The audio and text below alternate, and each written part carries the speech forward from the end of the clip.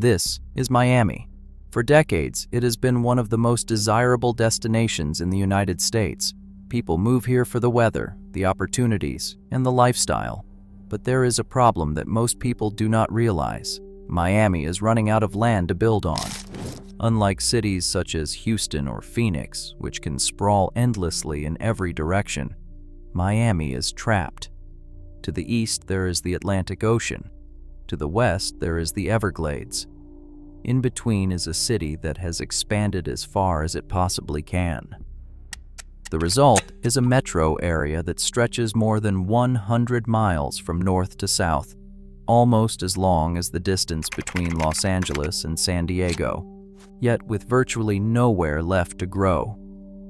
As the population continues to increase year after year, this geographic limitation is creating real consequences for housing affordability, infrastructure, and quality of life. Miami wasn't always like this. It's one of the youngest major cities in America, founded in 1896 with just a few hundred residents. But growth came fast. The arrival of the Florida East Coast Railway connected Miami to the rest of the country, and the warm climate made it an instant magnet for new residents. Between 1910 and 1920, the city's population exploded by over 400%, the highest per capita increase of any American city during that time. The problem was that much of the surrounding land was not actually land at all. It was swamps and wetlands. Developers drained massive areas to create space for new neighborhoods. Entire communities such as Miami Shores, Flagami, and parts of Miami Beach were built on land that had previously been underwater. And for decades, this strategy worked perfectly. Miami became known as a city where anything seemed possible, where land could be created and dreams could be built from nothing. By the 1980s, the city's footprint had stretched almost to the edge of the Everglades to the west. To the north, urban development had connected Miami not just to Fort Lauderdale, but all the way up to West Palm Beach, forming what is now the Miami metropolitan area. This region spans 3 counties and is home to approximately 6.5 million people, making it the 6th largest metro area in the country. A time lapse from 1984 to today shows that in the 1980s, there were still clear gaps between cities and suburbs. Now, those gaps have almost completely disappeared. The entire corridor from Miami to West Palm Beach has become one continuous urban area. Calling it a giant suburb would probably be more accurate. Despite plenty of skyscrapers and high-rise condos, especially in downtown Miami and along the coast, the vast majority of the metro area still consists of single-family homes. Look at a land use map of Miami-Dade County. Single-family housing dominates. The closer you get to the city center, the more you find semi-walkable neighborhoods with a mix of housing types. But the further out you go, the more car-centric everything becomes. Take neighborhoods like Aberdeen and Palm Beach County, for example. Beyond a school and a few shops in the center, it is just sprawling mazes of low-density suburbia built on artificial land, complete with golf courses and man-made ponds. Miami is filled with these developments, stretching all the way to the edge of the Everglades. Most of these neighborhoods also have strict zoning laws and height restrictions that prevent anything denser from being built. This means that even though the region is home to millions of people, most of the land is being used extremely inefficiently. Every acre developed for low-density housing is an acre that could have housed far more families, closer to jobs and transit. This would not be a huge problem if Miami could just keep expanding outward, but it cannot. To the west, there is the Everglades, and development stops abruptly at its border for a very important reason. Florida has established the urban development boundary in Miami-Dade County to protect the Everglades and prevent suburban sprawl from pushing into the wetlands. The Everglades supply drinking water to more than 9 million people in South Florida. If Miami were to keep expanding west, it would literally be threatening its own water supply.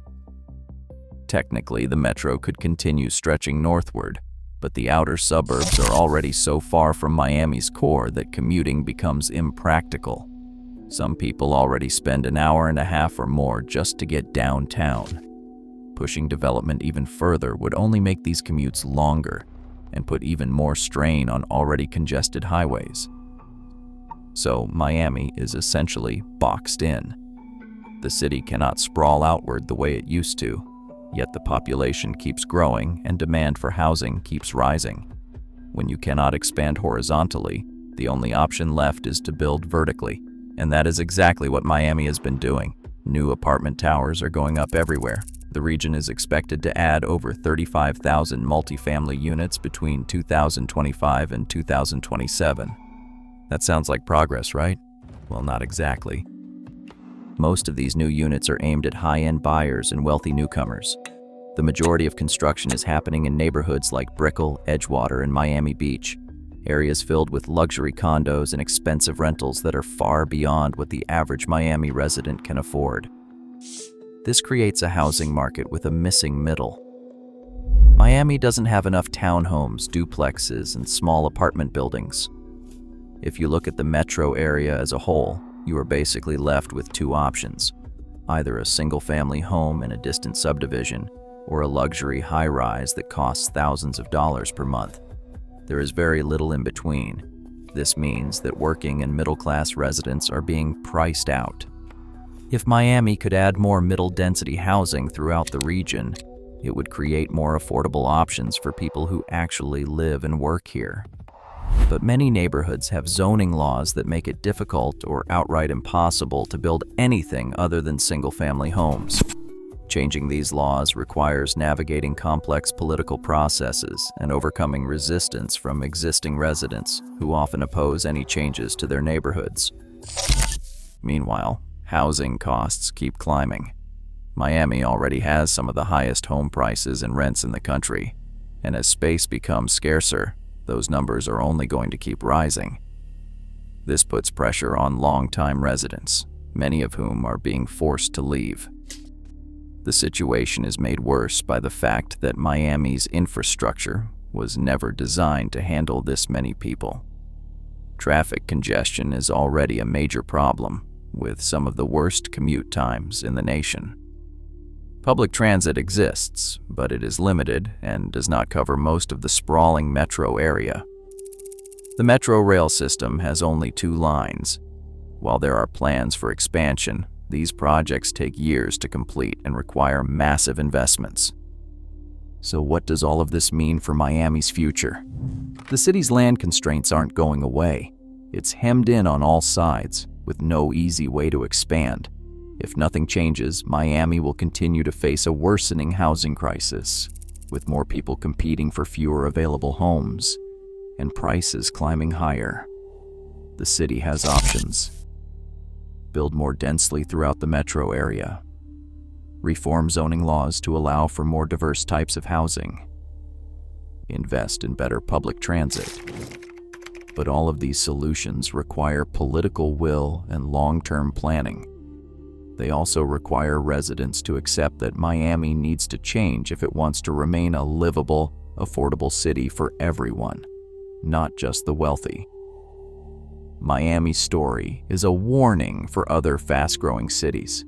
When a city runs out of room to expand, it has to change the way it builds. Otherwise, it risks pricing out its own residents and creating a city that only the wealthy can afford. Miami is at a crossroads. It can either adapt to its land constraints and find smarter, more sustainable ways to grow, or it can continue down the same path and watch as housing becomes even more unaffordable. The question remains, will Miami take action before it's too late? To help us keep the videos coming your way, please like and subscribe.